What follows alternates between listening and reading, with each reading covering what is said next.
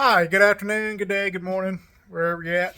Um, Today we're going to look at the Ikier K1 Pro, I believe it is. It's the 20 watt, 24 watt laser head from Ikier.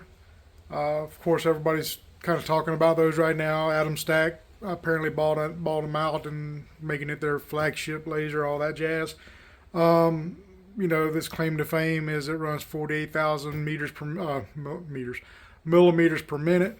I can tell you it will engrave at that speed, depending on the medium you're trying to engrave upon and how dark and all that jazz. And, as with all these lasers, they're all a little different, and you just have to play with them and go through a bunch of material till you figure out what settings work. And then that never really works. So you always have some kind of variable that's going on, the phases of the moon or whatever, I don't know. But I will tell you a problem I have with this Ikier, and that's what this video is about. So I went through the instructions, did it exactly how it said to do it in the order, and it's very important that you do it in the order, and I'll explain that in a second when you're putting this thing together, because there's one little piece that can kind of throw some things out, and I figured that out after I had to take it all back apart. The first thing that happened when I unboxed this unit is my slave side, the side that doesn't have the motor, rail was not secured in its mounting brackets. And so I got to think, well, maybe just the locking nut, it was loose, but no, it was screwed all the way down, bottomed out actually. So whenever they put it together in the factory, they're cranking these things out fast as they can go. And everybody's on, who knows, maybe on a Friday afternoon at quitting time when they put mine together. Word to the wise, when you're unboxing this thing, they send you all the Allen wrenches you need for every nut on this thing. Go through and tighten up and tweak down and verify everything you can get a hold of. All the ends, everything. Just go ahead and verify that they're all good and tight, whether they got missed in the factory or shaken loose in shipping or who knows, whatever. Do yourself a favor, tighten all the nuts down. However, none of that is what caused my problem that I'm talking about today, which is the gantry.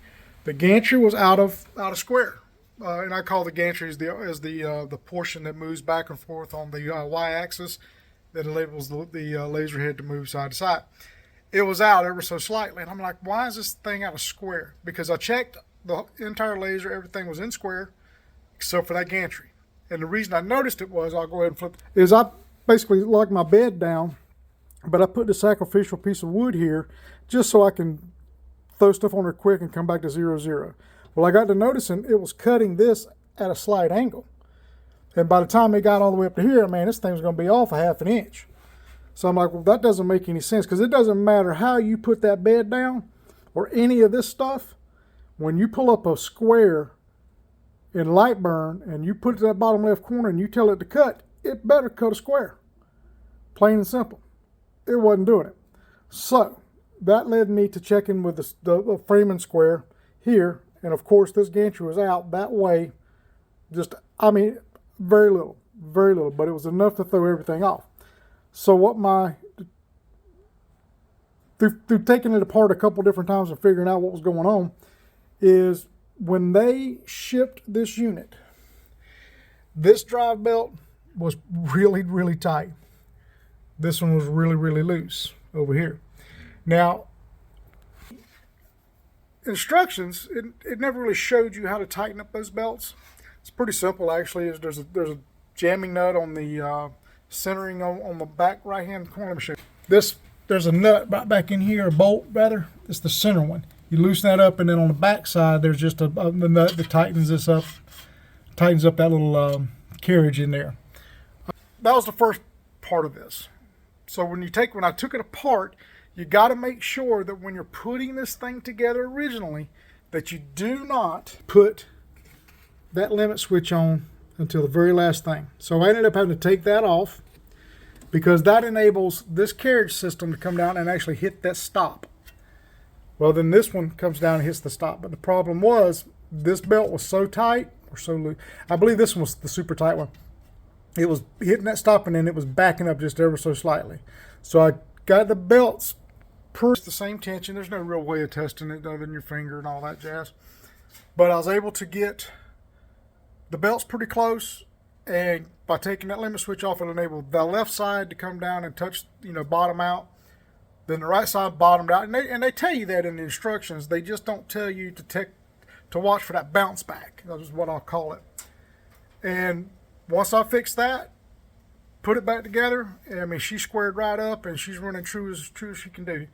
And I of course, put the limit switch back in.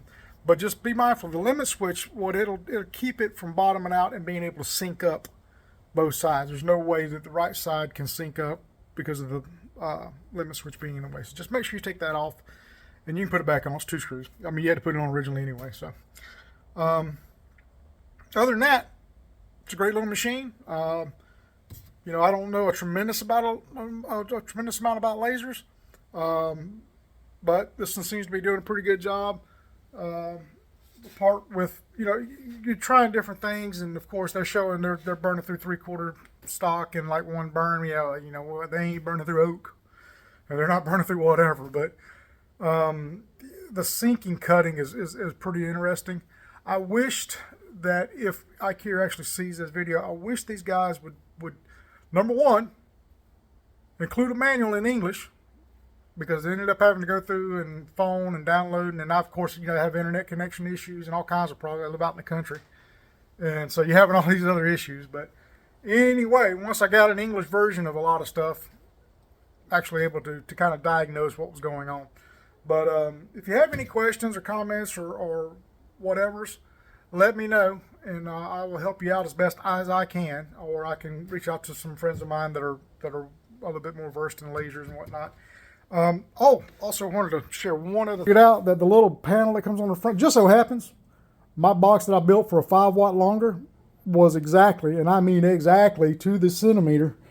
Well, got that ever so slight gap, but the problem is the front display won't go on there. You really don't need that display if you're running off a light burn, which is what I'm doing. So, it's you don't really have to have it. So I just unplugged it and threw it in here. If I ever needed it, I can just plug it in and do what I got to do. And it's all in my enclosure. And of course, I've got an exhausting fan that exhausts to the outside. And actually, we're going to install some acrylic panels today just so we can see the laser doing its thing. Because that thing will go quiet on you every once in a while. You're like, man, is this thing still burning? And you lift it up, and yep, a cloud of smoke comes up. Yeah, it's still burning. But all right, guys, y'all have a great day. And like I said, if I can help you out in any way, just hit me up. We'll see what we can do. Have a good day.